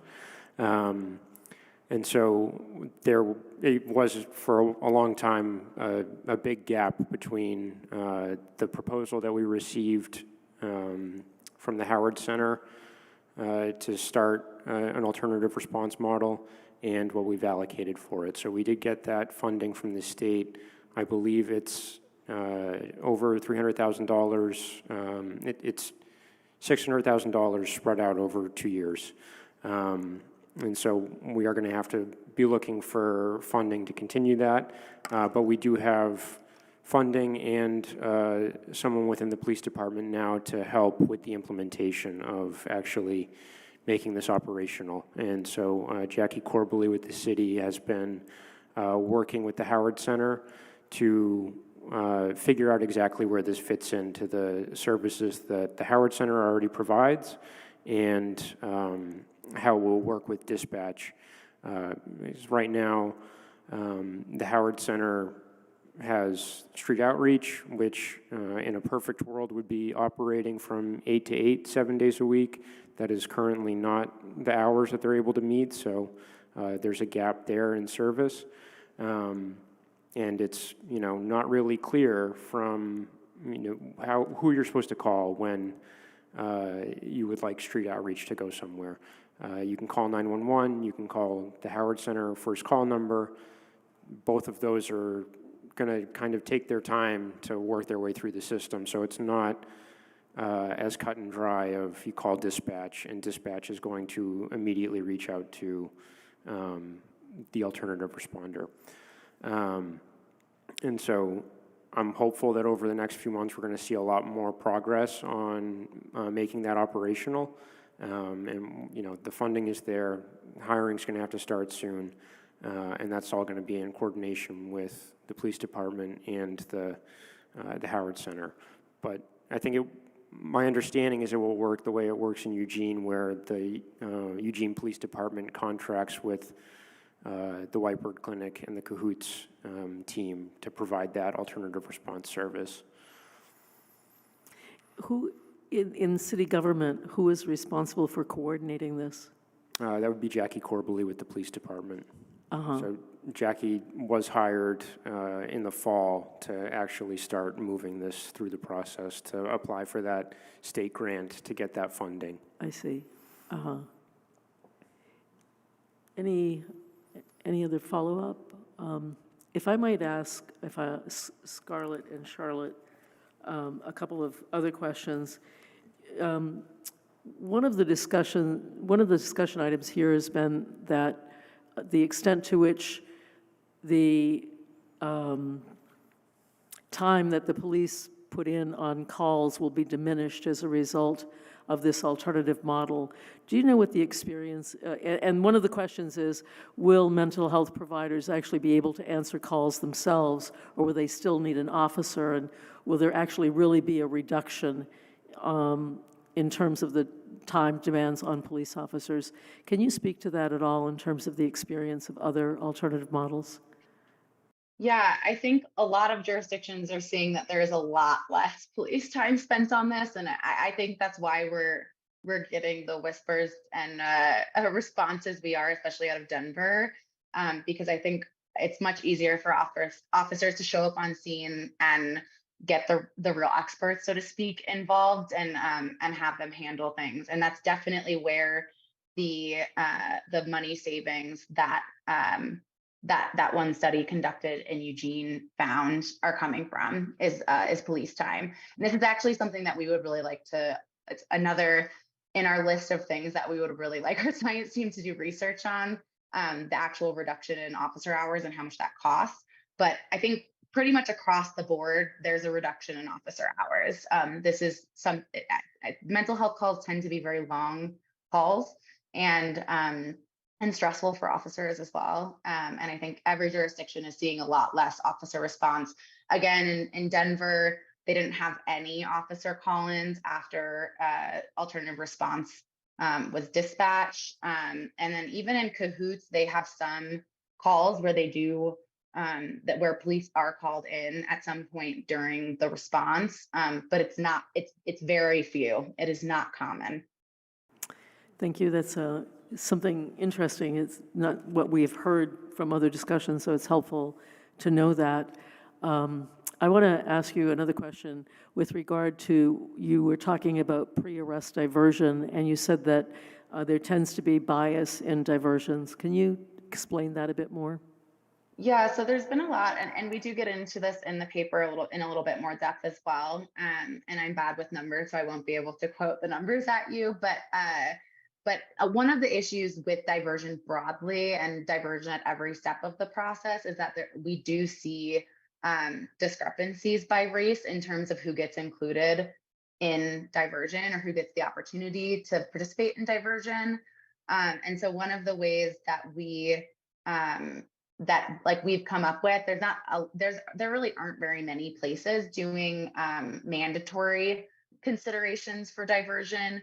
But it's our suggestion in order to lower the racial discrepancies in who gets diversion available, for whom diversion is available to. Great, thank you, appreciate it. Any other questions or comments? Commissioner Comerford. Throughout the work that you did, what were the major points of pushback? Ooh, so I honestly, in the jurisdictions that I've talked to and everything I've read about it, I think it's really different in every location. I think some municipalities have a lot of buy-in from their police department. And so there isn't as much of that pushback, but I think there have been localities that have had some issues with departments viewing this as sort of like taking over some of their duties. But a lot of jurisdictions, there's a lot of buy-in, and therefore they're very supportive. But that is one. And I think ultimately, in terms of setting up the programs, I think there's a lot of concerns over funding generally. But a lot of times I think there's a misunderstanding of how a lot of these programs are funded across the country. It's really diverse how folks are standing these up and how they pay for them. And I think really with the last few that have been stood up around the country that have been big ones and have pilots, a lot of those don't have any money coming from the police budget. They're using, and as Scarlett talked about, they're using a really diverse and sort of creative funding streams, including Medicaid and state grants and funds through their Health and Human Services departments, as well as some federal funding and others. So I think funding tends to be pre-setting up the team a big issue. After setup, they're broadly popular. It seems like as long as you can get good data collection and do some analysis and show like why it's helpful, I think broadly people then want it and they want more of it. Are there any best practices in terms of the setup process itself that makes it more amenable to be embraced? I think one of the main things in setup, and it's also one of the most difficult, is community buy-in. So really having a diverse group of stakeholders involved in the process and able to feel heard and continuing that process into implementation. It's actually one of the things that Denver has actually been getting some pushback on, is that some of the community members and directly impacted folks who were involved in a lot of the conversations before they set up the pilot now feel a little shut out. But I mean, community engagement is difficult. It requires a lot of resources and it requires a lot of effort and intentionality.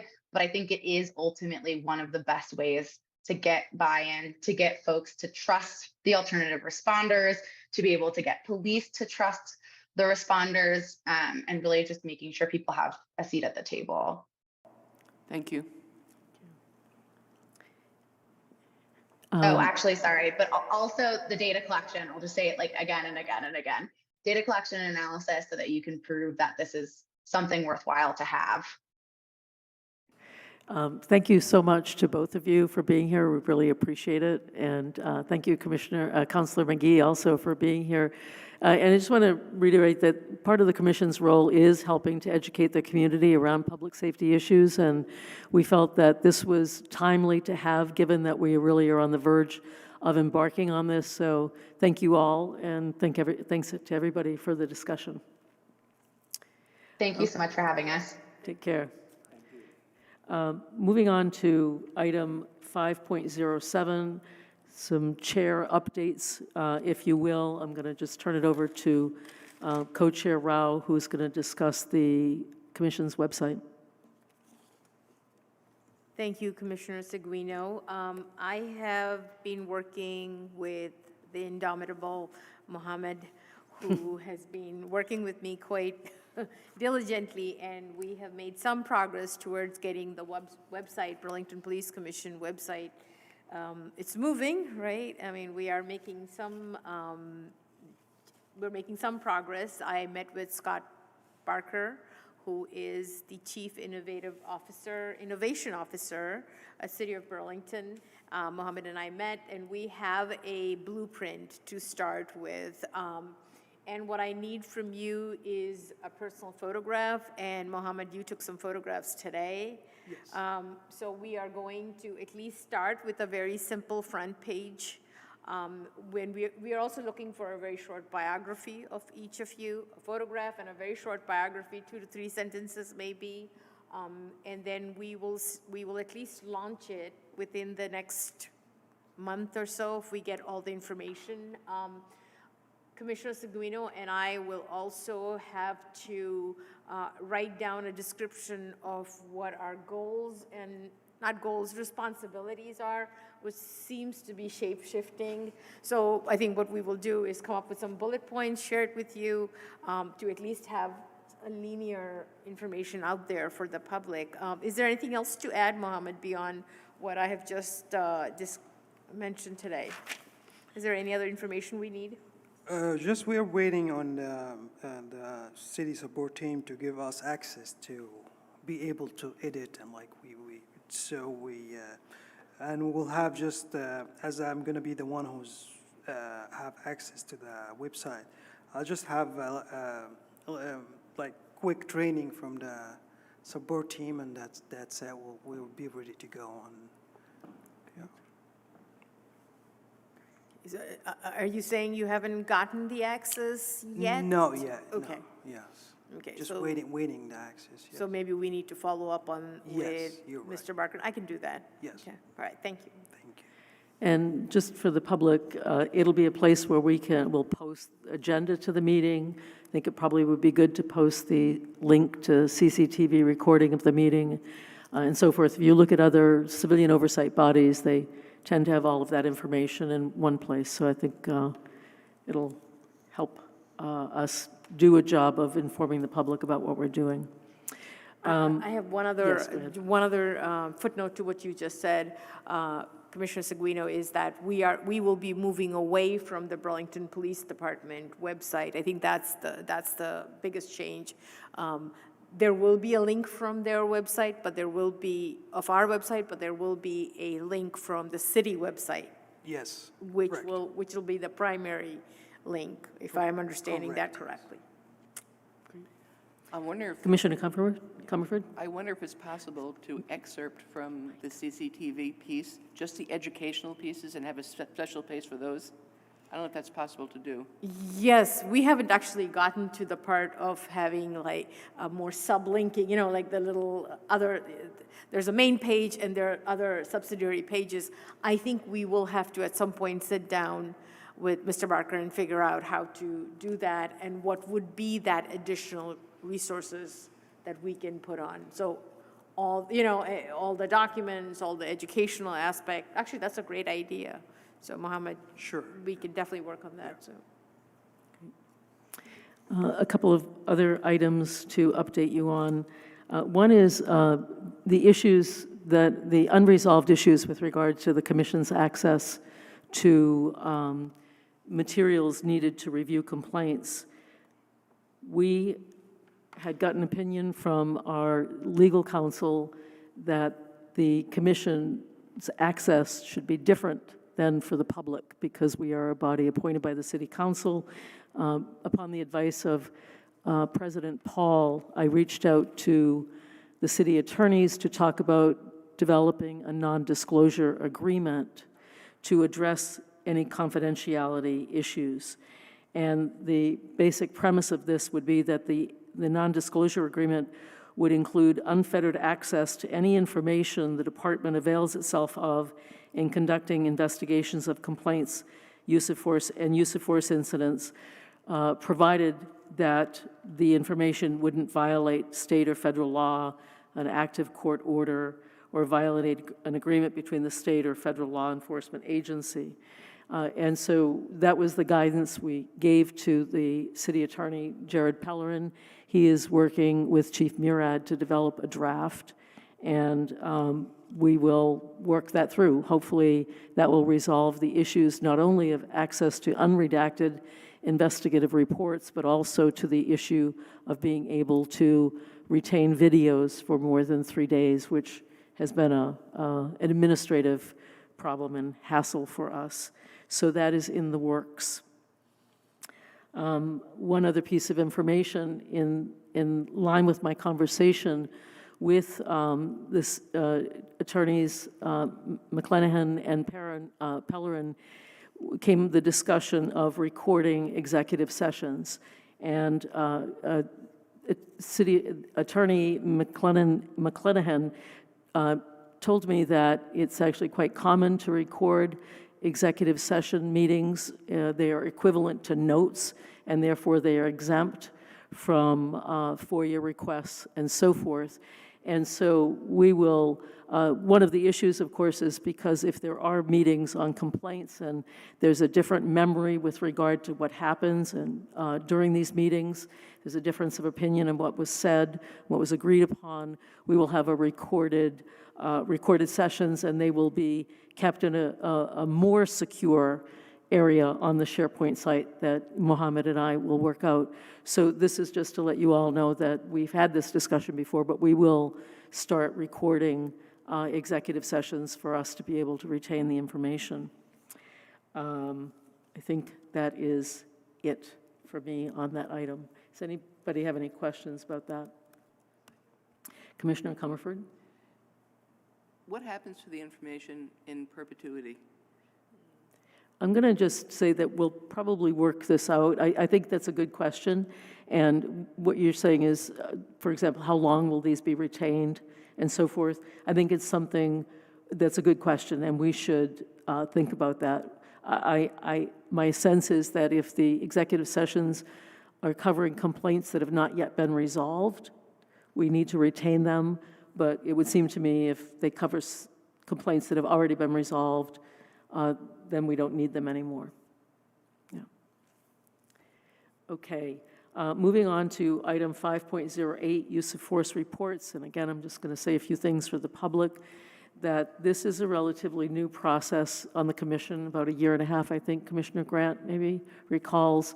But use of force reports are now all reported to the commission on a monthly basis. We get a brief synopsis, and the public can see these reports. And they are brought to the commission. If the commission has concerns about any of the incidents, we can request to look into them further. We can request the body-worn camera videos to review ourselves. I will say that these are brief synopses, so this doesn't mean that we have thoroughly reviewed every use of force incident. We can only go by the information that is given to us in these reports. So it doesn't suggest that we are approving, if you will, every use of force incident. This is just a mechanism for us to be able to look into those that we think may be a cause for concern.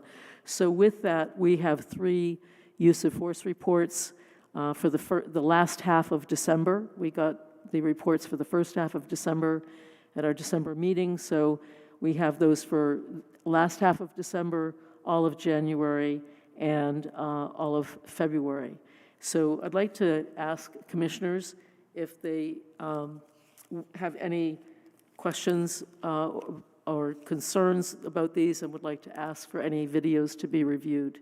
So let me start with the December report.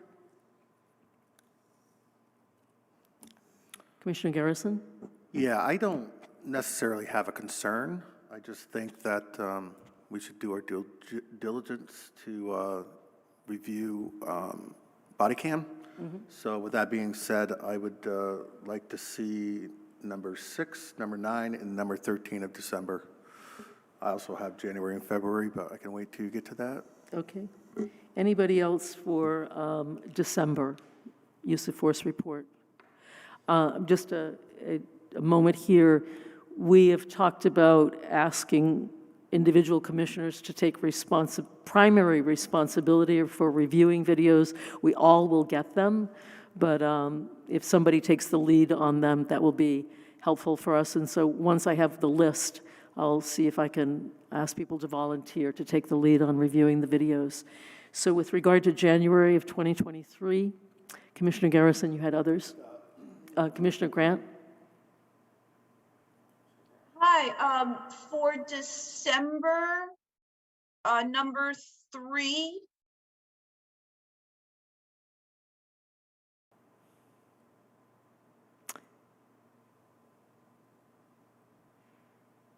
And number 8. Thank you. January, use of force report. Commissioner Garrison? I would like to see number 2. Thank you. No one else? Okay. And February, Commissioner Garrison? I have number 5. That will be it for me. Any others? Commissioner Grant, do I see your hand up? I'm sorry, did Commissioner Grant, go ahead. Yes, yes, I agree, number 5. Okay. Commissioner Keefe? February number 9, number 11, please. Okay. Okay. If I will, the Chiefs are on February break, but I will convey this by Friday to DC LeBrec. So if you have additional use of force incidents that you'd like videos on, please just email me before Friday. And I'd like to, this is one thing one should never do as a former professor, is ad lib here, but I'm going to ad lib. 1, 2, 3, 4, 5, 6, 7, 8. There are 9 incidents, and there are 7 commissioners. I am going to, if you don't mind, use my executive authority here to assign videos right here and now. That was not a question, it was just me doing my thing. Okay, I'm going to, and Mohammed, you'll be getting this detail. December number 6, Kevin Garrison. Number 9, Commissioner Keefe. Number 13, Commissioner Rao. Number 3, Commissioner Seguino. Number 8, Commissioner Comerford. Let me ask Commissioner Oski, you comfortable? Sure, let's do this. For you, it would be the video 2 from January, incident number 2 from January, and we'll give you a little bit of a tutorial on some of the mechanics of this. So then we're going to, Commissioner Grant, incident 5 from February. And then we're going to assign double duty 1 to Commissioner Garrison, incident 9 in February. And can I just ask for a volunteer for the number 11 from February? Anybody? Commissioner Oski? Okay. So just to remind you of the procedure for this, the procedure that's still evolving, I should say, we're still working on this, is that we all will look at the videos. Typically, we won't be communicating with the chiefs about these until our next meeting. But if each of you who is responsible for a video, I would just ask that you would write a summary, brief summary. And in particular, what we want to do is to alert other commissioners if you think that there's something really substantive here to be seen, because there often are a lot of videos and we don't have enough person power to really review them all. So the person taking the lead is really going to signal the others as to how much time they should invest in those videos. We will go on from there. Yes, Commissioner Comerford. Do you want to identify particular places in the video? Thank you. So you should note the time stamp in the sections of the video that are of concern, for example. Yes. Commissioner Garrison. No, I just wanted to add that as well, other commissioners can view unassigned videos, body cam videos, if they would like to. Yeah, exactly. We'll all get the videos. Commissioner Grant, just one moment. In the past, DC LeBrec has only released them and they expire after 3 days. And that's been a challenge because if it's during the work week, some of us don't have the chance to do that. We'd certainly like to extend that. But if you don't get to see it within 3 days, if it expires, then please just let me know and I will ask. And when I do ask DC LeBrec, he will re-release the videos to everybody. So you will be getting a lot of videos. And as I said, Commissioner Oski will talk to you about the mechanics of this. Commissioner Grant. Hi, thank you. I just also wanted to mention that sometimes an incident has multiple videos and it's good to watch them all, no matter how long or how short they are. It could include, if multiple officers on the scene, it can include things from different angles and include information that can be helpful when looking at the incident. And when looking at multiple videos, each video is going to have its own number related to the incident. So I just wanted to mention that. Great, thank you. Commissioner Rao. Commissioner Seguino, is there a process here as to how you want to go about us doing this?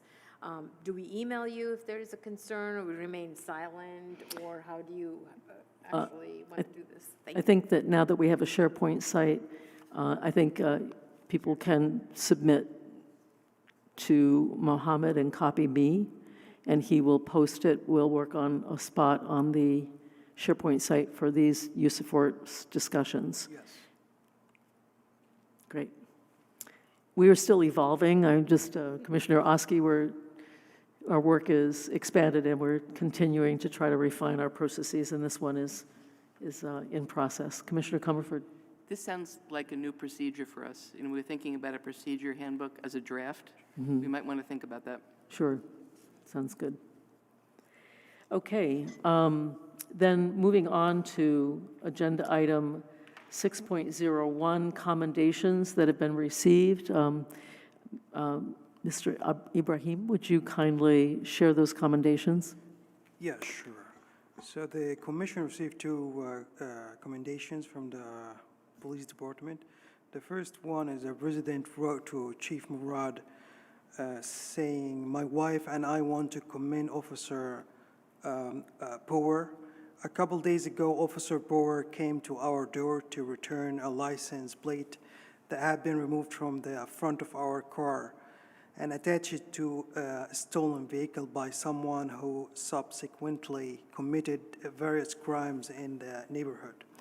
Thanks to his brief servants, he was able to determine that we were not involved in any way in the crimes and was kind enough to go out of his way to return our license plate to us.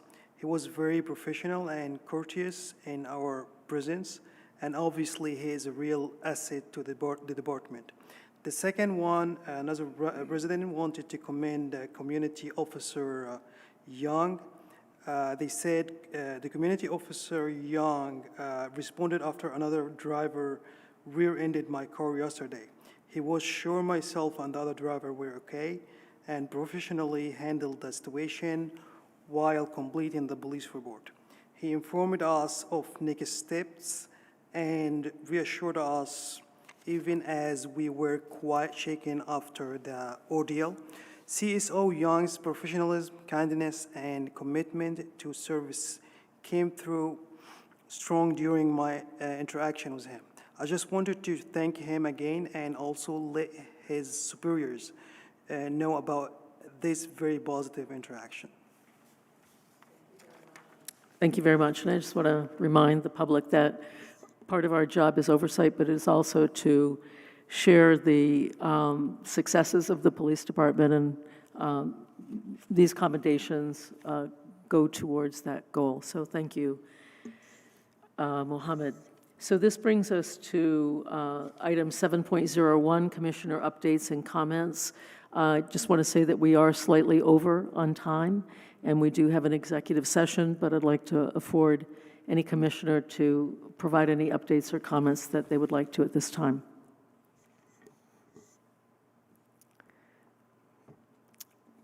Okay, thank you so much. I want to then move to enter executive session pursuant to 1 VSA 313A4 to discuss disciplinary actions against employees. That is a motion. Is there a second to that motion? Commissioner Garrison, any discussion? All those in favor of moving into executive session, please raise your hand. Commissioner Grant, did you want to vote on moving into executive session? I didn't see your hand. Okay. It's unanimous, so thank you. Just want to note that when we go into executive session, we won't be making any decisions when we come out of executive session, and therefore the meeting will conclude once the executive session is over. So I'd like a motion to adjourn this portion of our meeting. Commissioner Rao, seconded by Commissioner Comerford. All in favor, please say aye. Passes unanimously. Thank you all so much. We will convene in the Sharon Busher room in about 10 minutes. Mohammed, is that correct, the Sharon Busher room? Yes, 8:15, yes. Okay, thank you very much.